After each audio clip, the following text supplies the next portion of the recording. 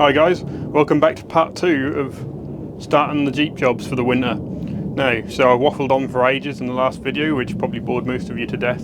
Today we're actually going to start doing some stuff and start showing you some things. What we're going to do first is pull all the spark plugs out and clean them all up and see if we can get this whole thing to fire up. So let's make a start. Now I do these one at a time, because I don't want to pull all the cables off and then have to figure out what the firing order is again. They're not particularly hard to pull off, these cables aren't. And for you, those of you that have never removed a spark plug before, you get them with a tool which is basically like a ratchet socket, a bit of rubber in it that just protects over the end.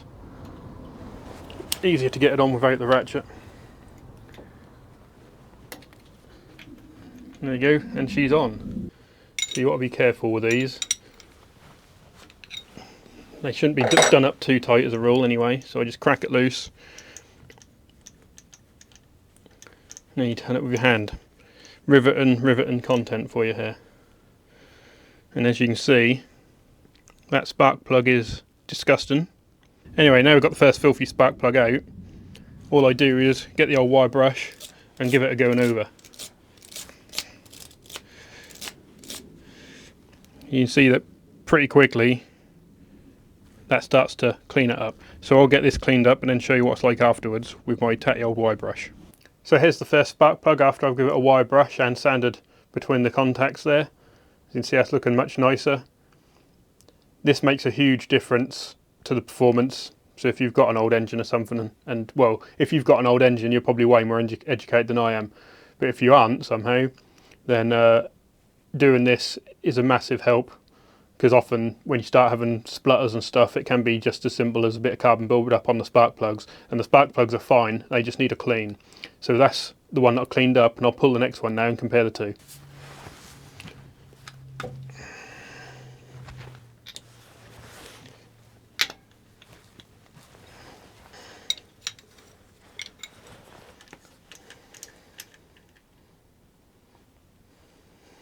Lovely. Right then, so this is going to really show you the difference this makes. So here's the one that I just cleaned up. You can see that's looking alright. And this is the second one that I just pulled. See the amount of difference in that? Also, you can see the problem that I'm having with the condensing under the bonnet during the winter. This corrosion is all just from moisture that's built up on the engine, and that's just sitting in the spark plug housing, corroding the whole plug. When this got parked a couple of months ago, this thing was externally pristine. It would have still looked like crap on the inside, but this part was not rusty. So I'm going to have to find a solution to that. But anyway, back to the topic. One cleaned, one not cleaned. So I'm going to shove this one back in before I piss the firing order up, and then we're going to get set on the rest of them. And whilst we're here, guys, let's take a look in this spark plug housing. You see all that crap that's built up in there? You don't really want that going in your engine, so I'll have to carefully fire that out before I put this plug back in. That's just mostly flaked off paint and stuff where it's had a bit of corrosion going on. Excuse the lorry if you can hear that. So before we put the plug back in, we'll clear that out. Well guys, I cleared this out and just had a look in there, and sometimes you wish you hadn't done things, so I'm going to pretend I didn't see what I saw when I looked in there, and we're just going to put these spark plugs back in. So I've popped a little bit of something called Rust-Oleum on the end of this. That's similar to like WD-40 penetrating oil sort of thing, as we're having a little bit of a damp issue. Just popped a tiny bit on the threads, that's all. So when you put these spark plugs back in, you just want to do it hand tight. You don't want to ever overkill these, because you could break them off and then you're in a world of shit. And you just pop your spark plug remover on there, just give it a nice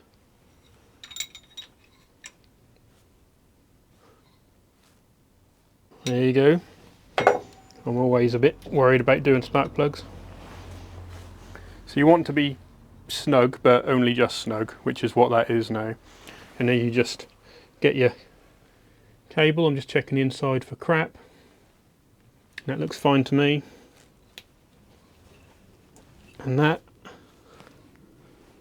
is the first one done. I'm going to do the rest of them now and then get back to you.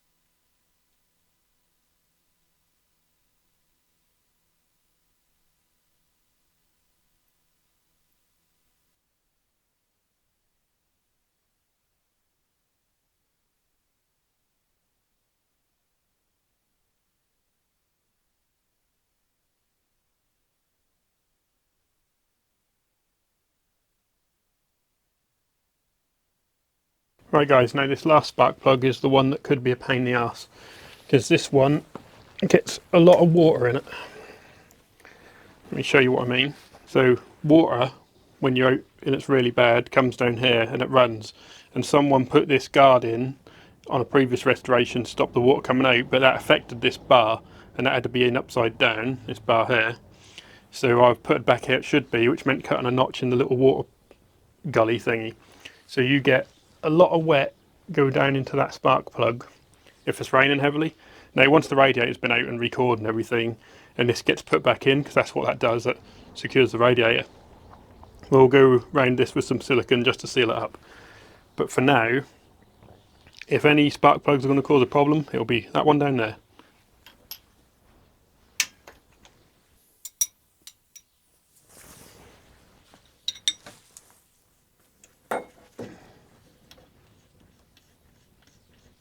Oh well, that didn't have any problems undoing. I was worried it was going to be rusted. I had put some penetrating oil on it a month or so ago though.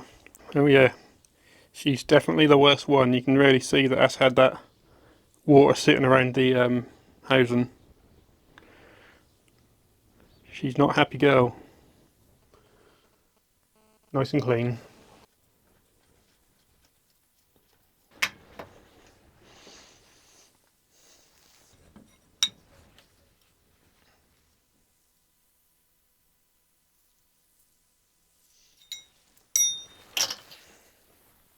And that should do it. Right then, we're all primed up.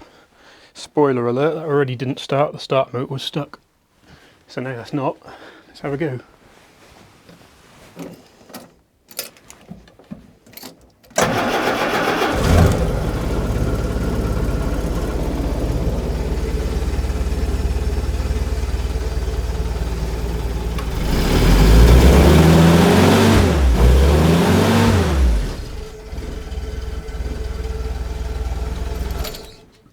Right then, we're going to call that a success and quit whilst we're ahead. That was the first try. I'm not counting the one where the starter was stuck. So that's another problem that's going to have to be addressed. I think that just probably needs to come out and be cleaned. But we're taking it out anyway to paint it, so that's not a problem. Anyway, start on first try, brilliant. Clean set of spark plugs, they make all the difference. So they get fouled up, just completely different machine. So at some point probably try to tune this up and figure out why they're fouling up so bad so fast, but it is what it is. We don't want to run it today because I don't want to have it sitting idle. I want to be left now until I can take it out for a proper drive, probably 20 or 30 mile or more drive. So brilliant. So we'll leave that here, and then next time we'll address this buggered up bulb. So see you soon.